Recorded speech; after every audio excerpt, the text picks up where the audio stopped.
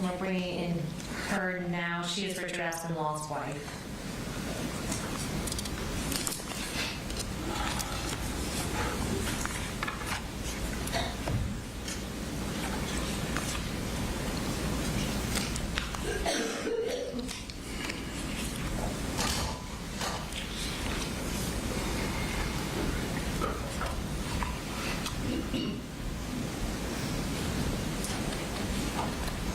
Aspinwall, I'm going to have you go ahead and raise your right hand.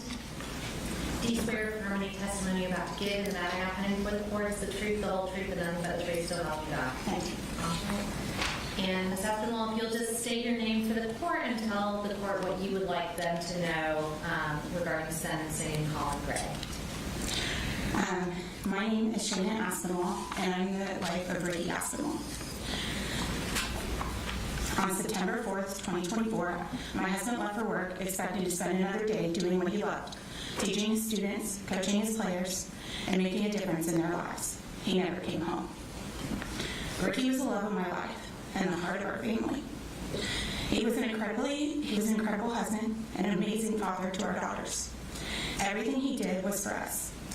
He celebrated our victories, carried us through our struggles, and made our home a place filled with love, laughter, and security.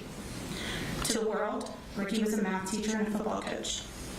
To his students, he was someone who believed in them, challenged them, and encouraged them. To the players he coached, he was a mentor who taught far more than football. To my daughters, he was an amazing and loving father that would protect them. To me, he was my best friend, my partner, and the person I expected to grow old with. Ricky and I both shared a passion of teaching and coaching.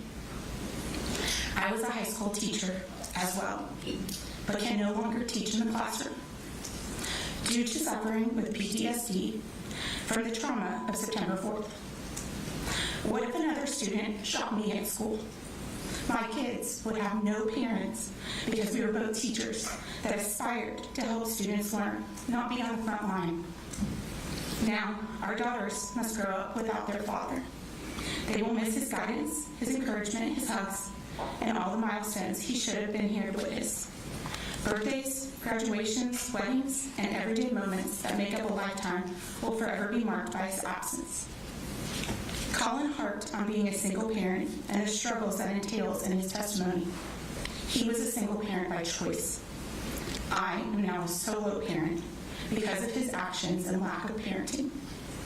He was a pathetic excuse for a father, but he was not.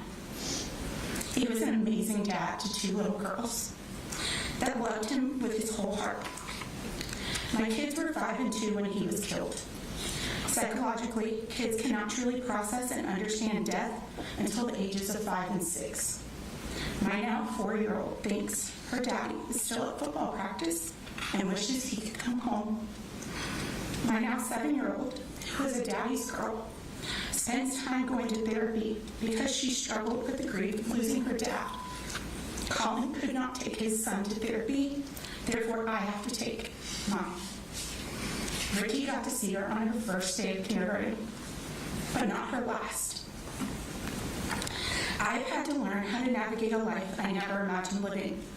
Every morning, I wake up hoping, even for a split second, that this was all a nightmare. Then reality returns.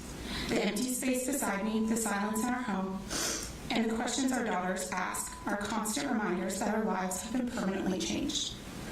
The trauma the students and teachers faced by seeing my husband lay dead on the floor of the hallway because Colin could not be a responsible gun owner. He did not pull the trigger, but purchased and left a firearm accessible to a minor. My husband was a responsible gun owner that properly locked his guns up away from our children. No sentence can restore what was taken from us. No punishment can give my husband back to his family or erase the pain that has become part of our daily lives. But I ask the court to remember that this case is about more than the lives that ended that day. It is also about the families left behind who must carry the grief and trauma for the rest of our lives. I hope Ricky is remembered not only for the way he died, but for the way he lived. He lived with kindness, integrity, compassion, and courage. He dedicated his life to helping others.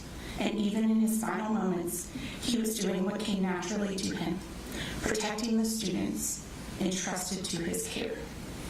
Our family will carry his love with us always, but we will always carry the weight of the loss for the rest of our lives. Thank you for allowing me to speak on behalf of my husband and our family. Thank you. I assume you have, No questions, Judge. if you do, just, I will stand up. thank you. Yes, sir.